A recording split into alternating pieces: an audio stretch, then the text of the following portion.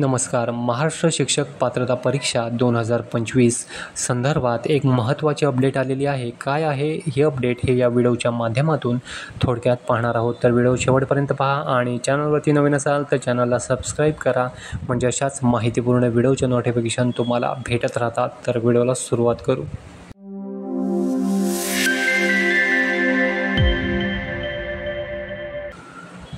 महाटेट 2025 परीक्षेची या ठिकाणी ऑनलाईन आवेदनपत्र भरण्याची मुदत ही वाढलेली आहे. या ठिकाणी पाहू शकता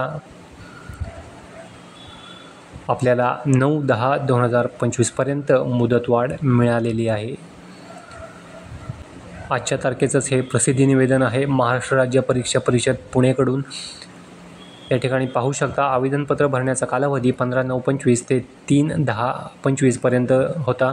परंतु महाराष्ट्रात काही जिल्ह्यांमध्ये अतिवृष्टी व पूरस्थिती निर्माण झाल्याने उमेदवारांना ऑनलाईन आवेदनपत्र भरण्यास अडचणींना सामोरे जावे लागल्याने उमेदवारांना ऑनलाईन आवेदनपत्र भरण्यासाठी 4/10/2025 ते 9/10/2025 रात्री 11:59 पर्यंत मुदतवाढ देण्यात येत आहे.